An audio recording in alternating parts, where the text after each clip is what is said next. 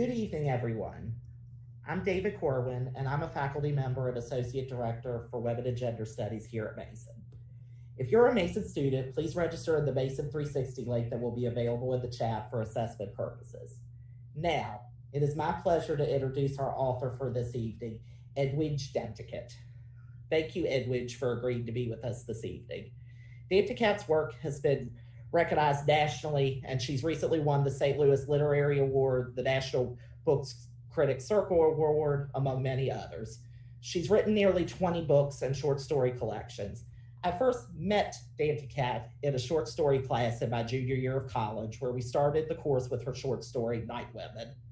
I went on to write my final paper on the story, and while the paper was one of my first, so not my best, I continue to be amazed at the important issues that Danticat addressed through just a few short pages. I then went on to include her novel, Breath, Eyes, Memory, in my senior thesis, and am teaching both Night Women and Breath, Eyes, Memory in my global representations of women class this semester. Her focus on Haitian culture, transnational feminisms, motherhood, women's sexualities, and many other pressing issues continue to be ones that our students love and benefit from hearing her voice. Thank you again for making many of our dreams come true this evening by having an evening with you and your wisdom. Tonight, she will be discussing her most recent short story collection, Everything Inside, with our very own Dr. Christy Pekikaro. Dr. Pekikaro is an associate professor of French literature, culture, and history at George Mason University. She is a specialist of race, gender, and empire, and her first book, The Military Enlightenment, War and Culture in the French Empire from Louis XIV to Napoleon, was a finalist for the Oscar Kensher Book Prize. She's affiliate of the Women and Gender Studies program and the War, the Military in Society program as well. Dr. Pekikaro is the rising president of the Western Society for French History and serves as the director of faculty diversity in the College of Humanities and Social Sciences and on the university's Anti-Racism and Inclusive Excellence Task Force. Please join me again in welcoming both Edwidge Danticat and Christy Pekikaro to the virtual stage. Thank you so much, David, for that very warm welcome. And bonsoir, Edwidge Danticat. Bonsoir. Thank you so much for being here with us this evening. And thank you also to all of those of you who are joining us through Crowdcast. We're going to have plenty of time for your questions. So please be thinking of them if you haven't already. And you'll be able to post those questions in the chat so that I can read them to Edwidge and we can talk about them with her. So again, please post those questions in the chat. So this festival is called Fall for the Book, and I want to tell you, Edwidge, that I really fell for this book, Everything Inside. Reading Everything Inside with my students made me remember why I became a professor of literature in the first place. So thank you for that. Your works are beloved here at George Mason. Professors are teaching them in different programs and departments in the College of Humanities and Social Sciences. You heard David is teaching them in Women and Gender Studies, but also in English, Modern and Classical Languages, Creative Writing, African and African American Studies, and more. Folks have been buzzing about your being here, at least virtually here. And it has been exciting, though not surprising, to see how impactful your work has been in people's lives. Our Chief Diversity Officer in the School of Engineering, Chris Carr, described to me how reading Cric Crac and The Farming of Bones were formative experiences for him in terms of thinking about centering marginalized and often silenced voices. So we are all so utterly delighted to have you here. Well, thank you. Thank you so much, Christy. Merci beaucoup. Merci en pile, as we would say in Creole. And merci beaucoup and merci en pile also to Susie and David for that wonderful introduction. It's really wonderful to be here. Thank you to everyone at Mason and all of you who are watching this. I'm looking forward to the conversation. Peut-être ce sera un peu bilingue. Oui. Maybe it will be a bilingual conversation given Christy's specialties. Exactement. So, to get us started, would you tell us a bit about your trajectory as a writer, your coming to writing, as Hélène Cixous called it? When and why did you begin writing? Do you feel that your relationship to writing or your identity as a writer has changed over time? Well, I came to writing through storytelling, and I it's not an I realize it's not an unusual path for many of us, from especially from like the space I come from, from Haiti, or from the Caribbean, or from the the African diaspora. We my personally I when people ask, who are your greatest writing teachers, I always think of the storytellers of my childhood, because my grandmother and my aunts who seemed powerless in their, in public life, like if they went to a bank or if they went to a place where people were in suits, they felt uncomfortable, or even bringing us having to meet with a teacher at school on our behalf was a really hard experience for them. But they came alive when they were telling stories. And even though I was really little, I noticed that. And so those stories that I was told, and sometimes in the countryside when I was uh, there in the summer, or even in the city in Port-au-Prince where I grew up, just stuck with me. And part of their power, I thought they were also like tools that you were given as a way to interpret life. And so when I started reading, I was looking for a similar experience in books, but it wasn't the same, certainly, because the oral story shifts based on who's telling it and when it's being told and why it's being told. And I thought but in books, I found intimacy.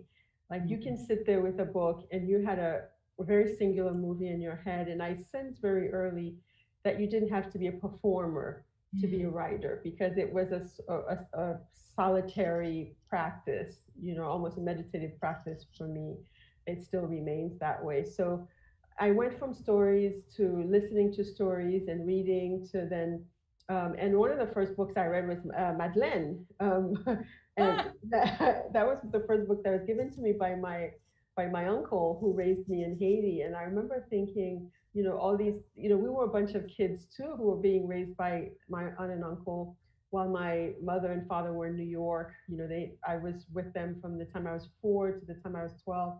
And so I identify with Madeleine in that house in Paris with the nuns, Yeah.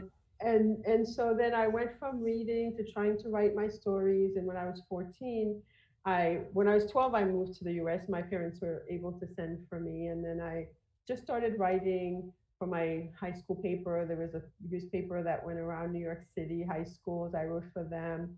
And that's how Breath Eyes Memory, my first novel, started. And I've just never stopped. Fantastic. Thank you so much. Very interesting to think about that relationship between storytelling and empowerment for women, who we would see in these other contexts to be sort of disempowered in so many ways. That's an amazing story. So speaking of your storytelling and everything inside, so this is a collection of 8 stories that are united by a series of interwoven themes and by their connection to the Haitian diaspora. So the title of the entire volume comes from the first story. We find it in there. Could you tell us a little bit about the title and then maybe read us a short passage from one of the stories?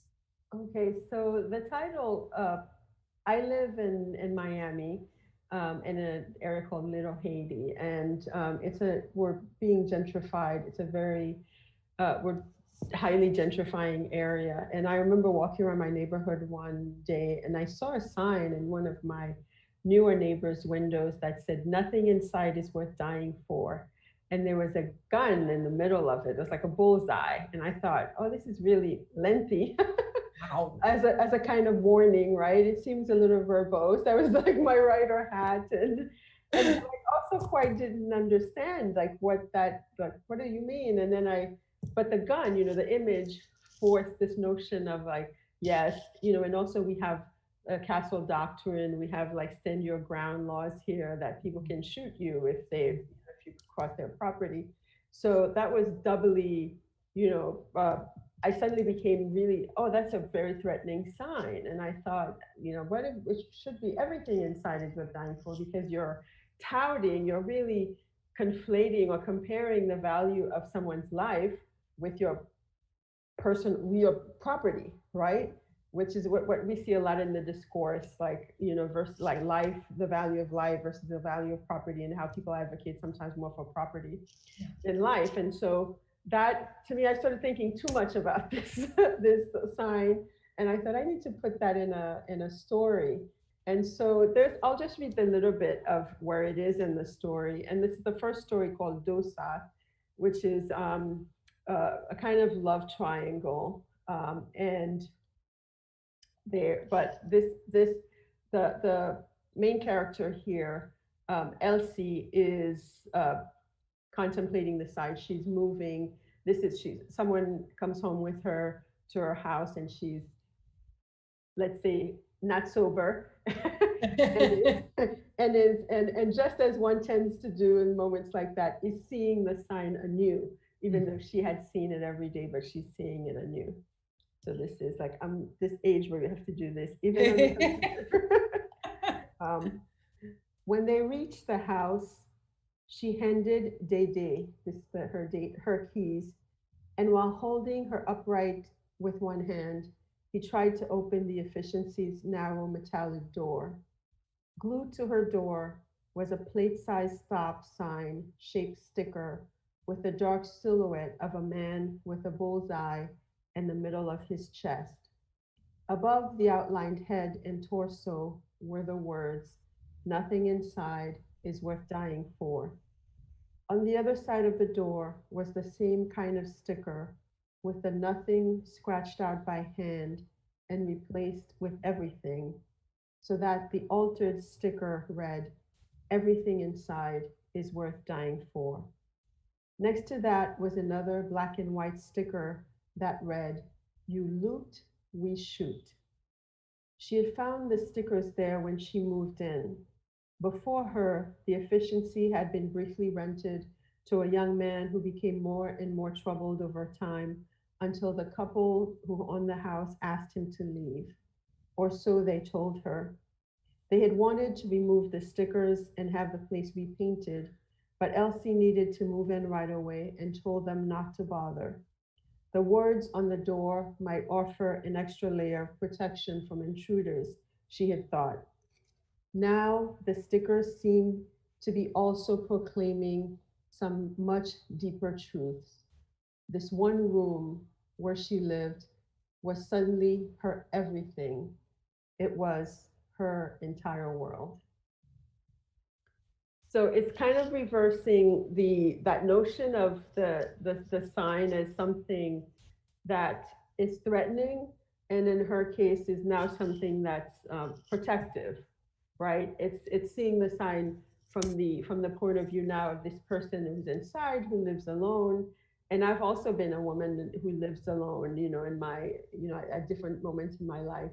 And there are, and so that also, right, and writing the story, it kind of helped me to look deeper at the nuance of that sign also, right? It's like, what is, on the outside, on the surface, you think, oh, this person just moved to this neighborhood, and and then you think of like, oh, it could be, I don't know this person. It could be someone like this who thinks, oh, this might be protective for me. So I think that's also one of the things I love about fiction, about the short story form, the way that it allows you, so like there's a prism element to it, to some stories that, of course, different people will read them differently, but it also allows you to mull over a very limited experience or limited set of experiences, but with a lot of layers and a lot of nuance. That's what I love in reading short stories, and that's what I also love in writing them.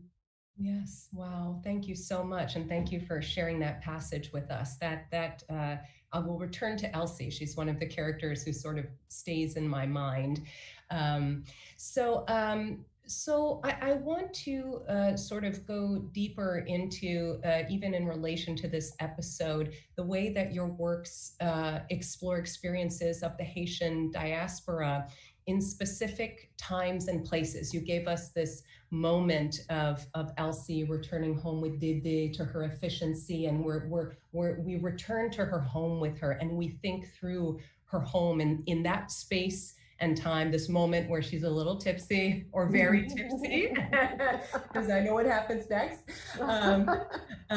So this way that you bring us into time and place, from the years of the dictatorship to the aftermath of the 2006 earthquake, to a sort of nebulous now that where you situate us, and it can be in Port-au-Prince, in Haiti, and in Brooklyn or Miami. This made me think about the literary theorist Mikhail Bakhtin, who wrote of this notion of the chronotope, the inextricable connection of space and time in the creation, in the conception of the fictional world and its relationship to reality. And so my students and I have been reading Everything Inside and thinking about it through this notion of the chronotope. So in terms of these time spaces, you bring us into ones that some may find unfamiliar, and that others I think others can identify with quite deeply. And George Mason University, as you may know, is the most diverse university in the state of Virginia. And we have many students. Yes, we're very proud, and we're trying to do right by them. We have many students from immigrant families, students who are undocumented, for whom the time spaces in Everything Inside probably feel familiar, or at least analogous in some way to those that they have experienced. So I think this is part of why your work is so meaningful to them. So would you tell us a bit how you choose and then create these very vivid time spaces in your stories? Well, I really like this idea of the chromotone, because or at least I'm not extremely familiar with it, but I love the way you describe it. It makes me want to take your class. You'll have to read your own work, so I don't know if you want to do that. But I mean, what better moment, like right now, than to think about this notion of space and time, right? And we're all, I think we're all sort of forced in a certain, box of spaces. Like we're doing this in a box, right? Yeah. Like you're doing this from your house, and it even like accentuates like the way we can like frame our world literally, right? Like how people see us, and like they're seeing like maybe a quarter of us and all that. So for me, it's always, I've always seen my work in a way as going through time with in a way that's parallel to my own life. Starting, with childhood and through, and then seeing, for example, I think the characters and Everything Inside, to me, are the grandchildren or the children of the characters in Cric Crac, for example, right? Yeah. Those stories wouldn't be those stories in this time that they are now. And even in the final story in this book, Without Inspection, even the way people come by boat is very different than the way that the people came by boat in Children of the Sea, for example, in Cric Crac. So this motion through time, and how, and we know now, and even if people didn't know it before, we know that none of us are can be unaffected by it, right? Whether we're witnesses to it, whether we're victims or participants, or it's kind of like in the cement truck and Without Inspection, where this man falls into a cement truck that's tossing him. We're all in that thing now together, right? And so that's one of the things that early on in this the quarantine and the pandemic, where people were so hopeful for some kind of global empathetic vibe to catch everybody. That didn't quite happen. But there is the sense of that there's more, that we're moving through a common experience together right now with similar, if not completely the same, but similar vulnerabilities. Yes. And I think people who come from, dictatorship, who come from, who have always had vulnerabilities, who have always felt a sense of danger, who have always felt a lack of safety, can identify with that. And a lot of the characters in the book go through that in their own way, and if you imagine, like, sometimes I imagine them now, I imagine, Elsie as, in the COVID era, like taking care, like she would be one of those people, like many people I know, who would be making this calculus. Oh, should I go care for this person? I might catch COVID, or should I stay home? I don't have an income. Yes. So all of, sometimes I travel with the characters even past the book into the current moment, and think about what Darlene would be like in this Haitian restaurant now, in the time of COVID. What would she be doing? And I remember, reading The Color Purple and Alice Walker at the end, in the edition that I had when I first read it. I think she thinks the character is becoming, and that to me is the ultimate traveling with your characters, because Yes. they have come through and they have gone, and now they exist. Now they're somewhere, they are somewhere in the world. Yes, yes, that is so interesting. And so I wanted to talk about your characters, and it's so true that how this book was published in 2019, and here in 2020, how much the question of essential workers and the ways that the pandemic is hitting different populations. Sort of we read your and feel those characters again through that lens. So I completely agree that there's a way that they sort of are continually reconceived in our minds. I certainly have thought about some of them in that way. So you mentioned earlier this subject of intimacy, and the intimacy of reading, and also the intimacy of writing. And this was also a word that I had written for myself in thinking about your characters, and the sense of intimacy that I felt with so many of the characters in Everything Inside. And as my thoughts wander throughout the day, that I will do that. I will think about Elsie, and think about sort of what will happen after the story is over. What's the rest of her story, and her story with Dédé. And so I think about Elsie. I think about Mélisande in Port-au-Prince Marriage Special, and a lot about Arnold from Without Inspection.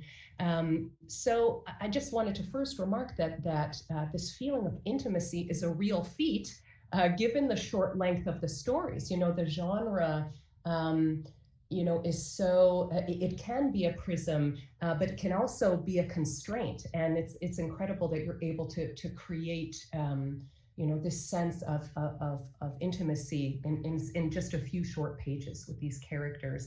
And this led me to ponder how you do that. Why do these characters leave such a strong impression? And so I sort of have lots of thoughts on that, about, is it that sort of navigating and negotiating in the time spaces and in the plots in which you put them? Is it the way that they reflect the human condition, and our aspirations and our love and our suffering? There's also something about, I really feel in Everything Inside, the conundrum of identity, about the sense of our sense of autonomy, but also of ultimate dependency and contingency. The notion of individuality, but also the fact that we sort of can, to our benefit or to our detriment, be seen through the lens of a type, a kind of type or a stereotype. We see that sort of go into different directions in this work. Then this sort of thing that I think a lot of us are afraid to think of, but that you create new possibilities with, which is the idea of our replaceability. So can you tell us a bit about how you approach developing some of these characters, and the types of narrative decisions that you make to bring them to life and create that sense of attachment on the part of the reader? Well, one of the things that I love about the form of the short story is that it's really like an and media res kind of medium. It's almost like, and I often think of it akin to poetry, right? Where you really, every word counts. Yeah. And that's really how I've always wanted to use it as well. I mean, that has its, almost to like if you get a critique as a short story writer, that people say, oh, it ended too soon, just when I was getting into it. And so in a way you have to, I mean, just as one has to train oneself to write, to write a short story, you almost have to train yourself also to read a short story. And the book was recently chosen for Reese's book club, and then I had to write a note because it was the first time they had chosen a short story collection, and I felt like I really have to guide folks through this because if you're used to reading novels, and sometimes first short stories can be frustrating, but I see it as kind of akin to, like, I'd read this somewhere, and I about a short story being like a really powerful painting. Mm-hmm. And while you're standing there looking at this extraordinary work of art, you think, you're completely absorbed, like think of the great works that you love, works of art, you're looking at it, you're absorbed, and then something else happens right after that image, especially in historical paintings, right? And then something else happens right before, but you're so involved in what's happening in the image that you're looking at. I think of something like a really dense Delacroix, like where you're like, oh my gosh, is that? And Toni Morrison did a whole talk on, I'm forgetting the name of the painter now, but on this one painting with and where she was in residence at the Louvre, where she took us in front of the painting, and so there was a whole month built around this notion of the foreigner at home that she sort of extracted out of that image. So I think of a short story like that, and I say to people too, it's like taking a tour of a really big house where people are waiting in different rooms to talk to you, and so you're not. It's like once the story's over, you have to move into another room, and I guess for the young people, it would be like a kind of speed dating. Yeah. But there's something, I would think like with the attention span that people have these days, like for me, I've always loved short stories for that you can sit down, read one, and I never read a short story book like back to back. Like I read one story, I walk around, I pause, and I just so I can absorb each one of them, just like you would with poetry. And so, but the characters, in terms of structure, it's just like knowing, for me, it helps to know that I don't have like an eternity. Like a novel, you have all this luxury, everything. But with the short story, you're kind of, you have this amount of words and you really have to use them well. And I like that it's both a freedom and a constraint. And with the French, surrealists, especially, who gave themselves all these constraints just so they can come up with something different. So I feel like that in the short story, where you have both, where you kind of seek a kind of freedom in the constraints that you have, in the constraints of not necessarily form, but length of what you can actually call a short story. Yes, that's so interesting. And it's true that I really, you feel that energy, that propelling forward out of the narrative at the beginning of each story, that sense that you're, this phrase from the epic where we start in the middle and we have to trace backward and forward. It's really, there's a way in which there's so much potential energy in those words. I like your comparison to poetry, where each of those words counts, and I think you really feel that as a reader of these stories. Yeah, so that's super important to me. Yeah, in terms of like in that back and forth, and it's not. I think it's important to realize too that it's not going to work for everybody. Not everybody. Some people are like, I never read short stories, and I hope to change that for you. I do. Yes. If not for me, but for the form, because the form I love very much. But other people like that. So like it's like reading a long article. Sometimes you're like, okay, I could have read a whole book on that subject, but I feel like I get that too.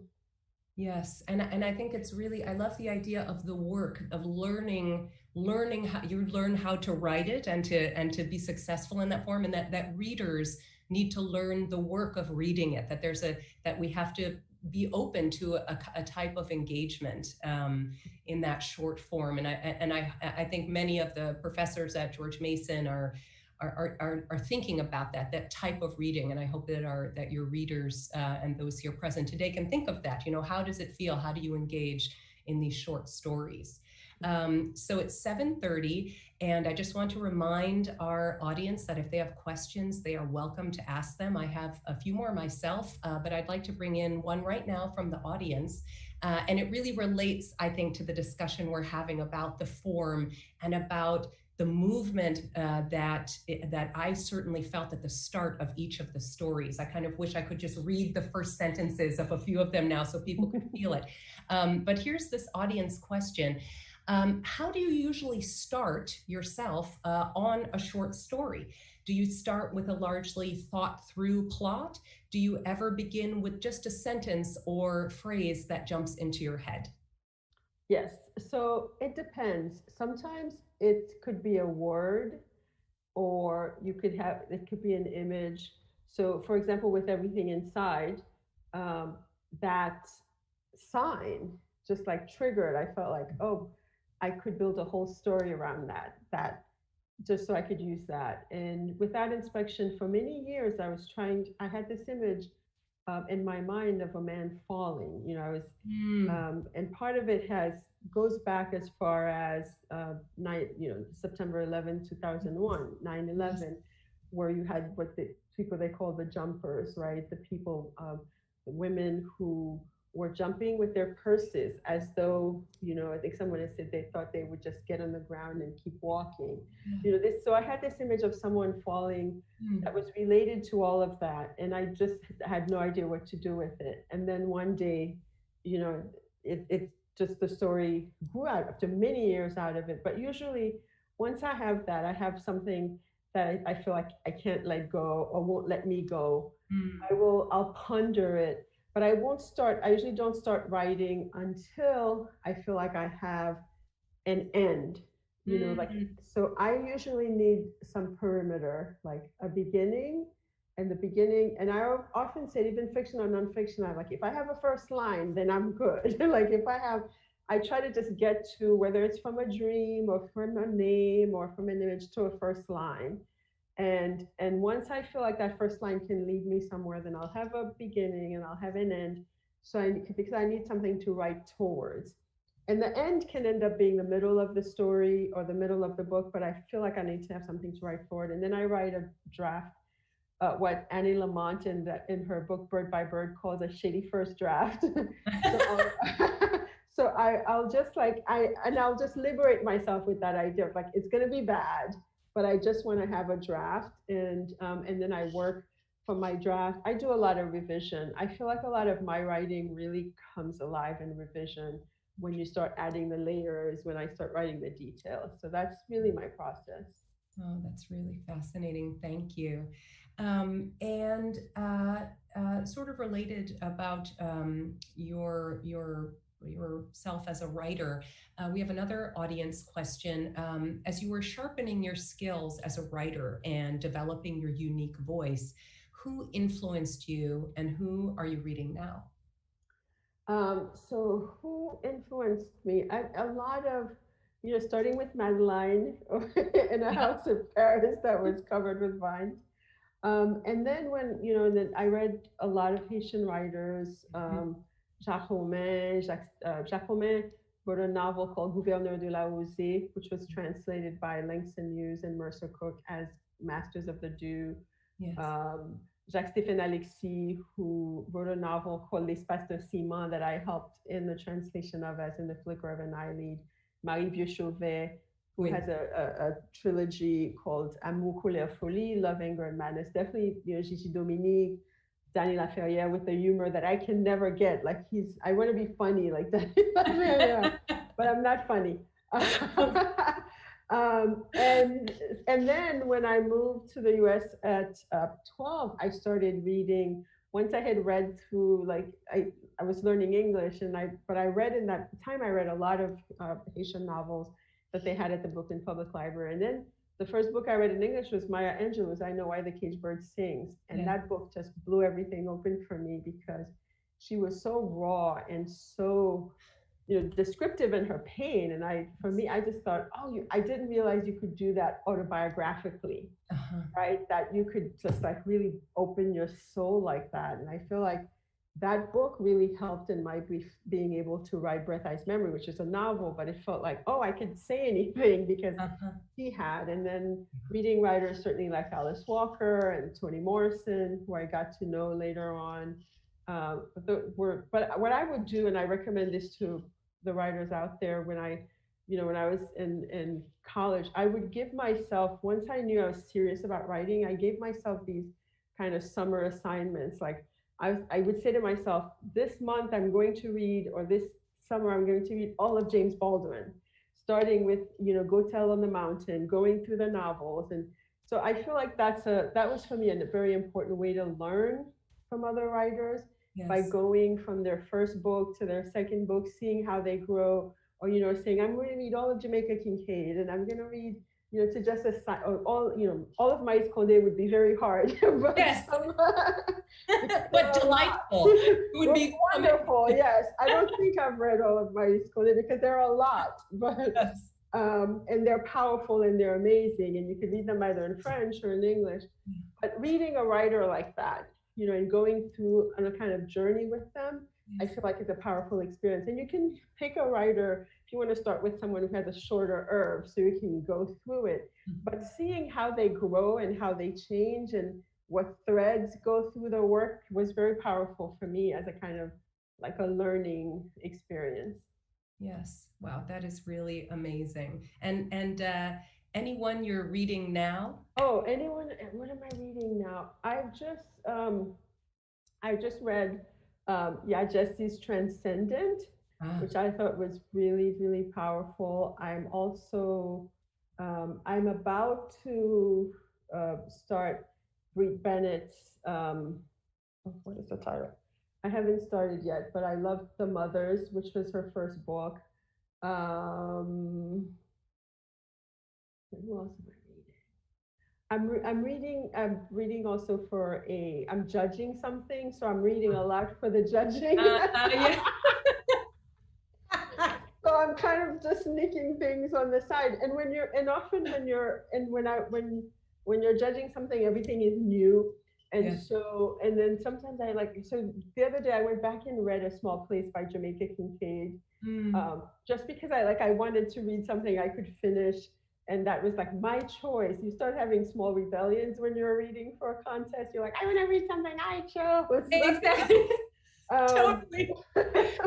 We feel that as scholars too. I think we're sort of, this time it's for pleasure. It's for pleasure alone.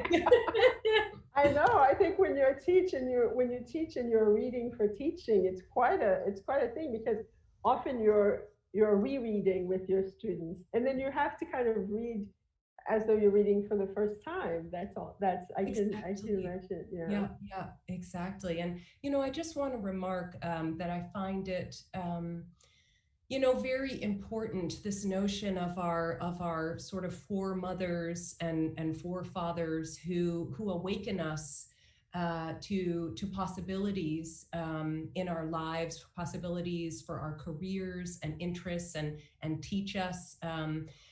Toni Morrison was also that for me. I'm not a creative writer, but had a first career as an opera singer. And, she was someone who was so important to me in my undergraduate years. I realized in some way that she was a gatekeeper to myself. Mm-hmm. She was someone who opened up the possibility for me to be me.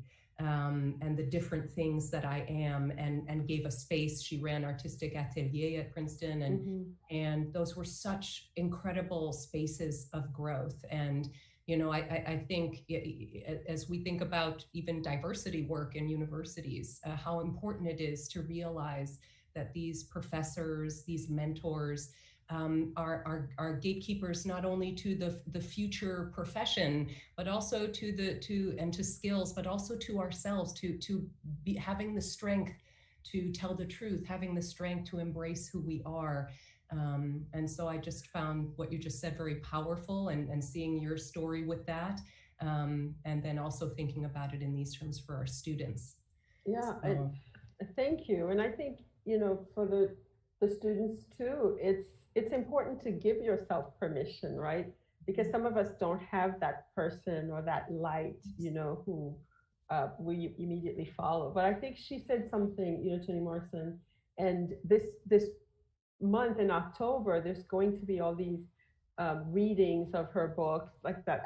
I participated in two, one at Cornell and one at for a fundraiser where different writers are reading different chapters of her books. And when when I had to read those words, you realize how powerful each one is. But one of the things that's most quoted by her that might be also helpful to the students is that she said, if there's a book, I'm paraphrasing, if there's a book that you want to read that hasn't been written, you write it, something like that. Yeah. That whole notion of, and I often say to students, and I say to my children, my nieces and nephews, that goes for life too, right? If there's something that you wish were done, or if there's something that you wish existed, like, create it or work on it or contribute to it, or like just I think it takes away also this notion and of like, because some of us wait for permission. Yes. And what we get instead is crushed, right? Either because we didn't get it, or we don't get it, or we get the opposite. And those words of hers, in among all the other words she gave us, I think I often see that in stickers, on T-shirts, or things. And I think that's for a reason, because we all want that person to say, go for it. Mm-hmm. Yes. And I'll just add that, against this notion of sort of the hierarchies and the barriers in our society, a scholar, a literary scholar and filmmaker in France, who's now in America, Mame Fatou Niang, who created the documentary Marianne Noire, she recently was talking about how she's moving away from these structures and feeling bound by these structures. And so the question of giving oneself permission and moving into a total other dynamic. And she talks about the politics of pleasure, of doing what we love, doing it with people we enjoy. And so the politics of companionship, that, and this is, coming out of Afro-feminist thought, the ways that we can give each other permission, we can give ourselves permission, and we can forego the hazing and the wannabe dynamics, being a supplicant, and move into a place of power and togetherness and of joy. Yes, that's what I was going to say. I was going to say through joy. Yes. But yeah, because I think joy is underestimated too, especially. I mean, it feels so hard won these days, right? Like you really have to work at it. But I think that's also this, it's like June Jordan's idea of the power of the irrevocable, like of just this notion of, of joy, joy. And joy often comes through creativity, and I think because we're in this moment that we're in, it calls for such, you have to think of alternatives. And they were asking what I was reading. The other thing I've been reading is Zadie Smith's collection Intimations, with these essays that she wrote while in quarantine. And one of them is, she talks about, baking bread and as writing as something to do. And which got me thinking about Alice Walker's In Search of Our Mother's Gardens, where she talks about women who didn't, have access, our grandmothers who didn't have access to paint, for example, yet they made their quilts or they grew their gardens in ways that people found to be creative, which I find such a parallel experience in like all the Instagramming people are doing, all the baking, right? Yeah. All the ways of staying busy. And that's kind of, I felt like I forced a conversation between Zadie and Alice Walker and those two, and those two pieces, and writing as something to do, a creative act as a kind of something to do, in a moment that really, honestly, we're all trying to survive. We're doing our best to stay alive, literally. Yes, yeah, so true. So, so I want to ask you a question that comes from one of our esteemed colleagues in the English department, Dr. Michael Maloof. who teaches the farming of bones and the dew breaker regularly in his classes. And he and I talked a little bit, had an exchange about this, about your representation of places and time places. And so we've been thinking about this conversation. And he wanted to ask you a question about Creole, which I think many of us are curious about. And so he asked, do you have a sense of whether your use of Creole and in-text translation has changed over the years? Do you use Creole phrases more deliberately in your earlier fiction or now? Do you translate for the reader less frequently?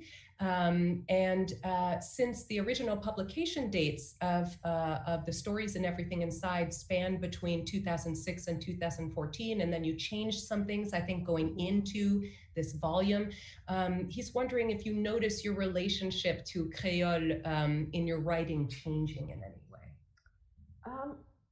I've always used Creole in moments where I feel like there's no equivalent translation for the phrase, and so that's always how I've used it. And I think, and early on, maybe I might have done a little bit more. I might have done more translation because I was asked to do, you're asked to do more translations. And for me, a glossary was always out of the question. I was like, I'm never doing a glossary. Yes. I don't personally like glossaries because I don't like to be interrupted from my reading to go look up a word. And so, so I've always used it that way, in a way that I think there's just nothing, this thing has no equivalent. But when I translate the phrase, I try to make it not a literal translation, because I'm also thinking about my readers who speak Creole, and I don't want I don't want to be like a redundancy for them. Yes. So I'll try to choose a more creative way of doing it. So that's consistently, that's been consistent for me. So for example, with the dew breaker, and which it's the phrase dew breaker is chouquette la ose in Creole. It's someone who shakes the dew, like shaker of the dew, basically, is dew breaker.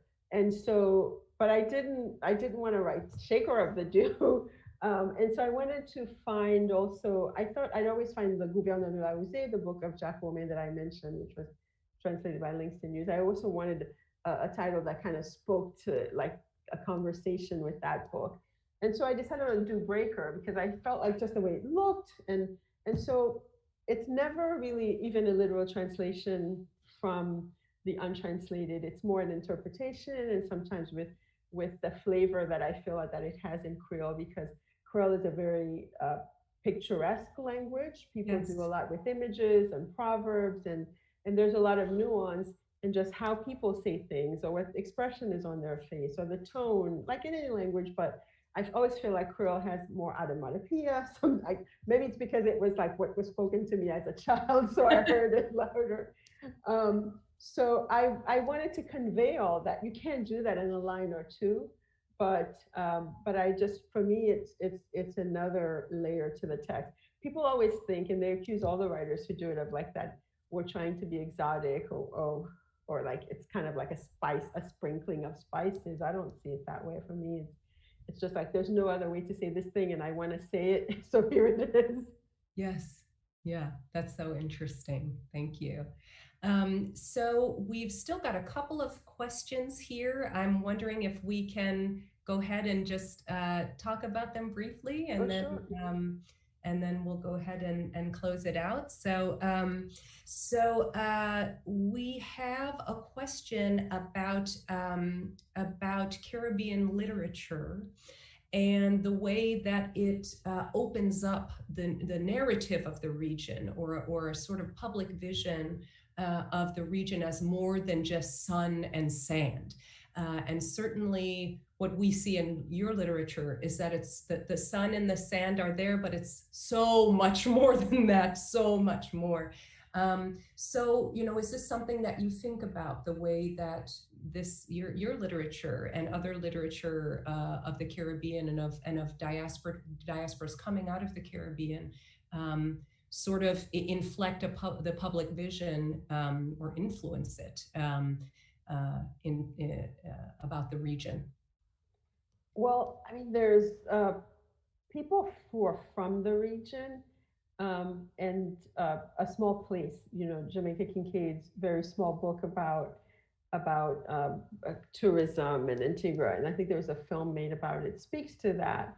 Those of us who are from the region never saw it as like sun and fun. I mean, and it's worth. I guess it's because it's so fresh in my mind, having just read it. But it speaks to that so well in terms of how how tourism is seen, yes, versus how the local sees the tourist.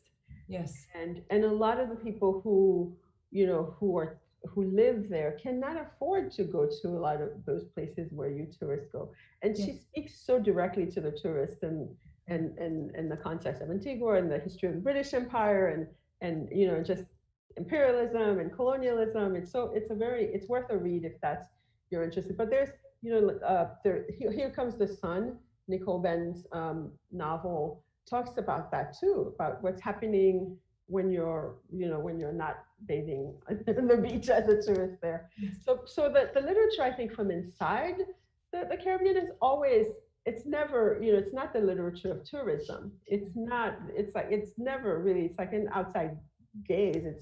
It's always very based on the reality of the other places, whether it's Haiti, Jamaica, Antigua. I mean, it has all it's sort of, it speaks to you from there.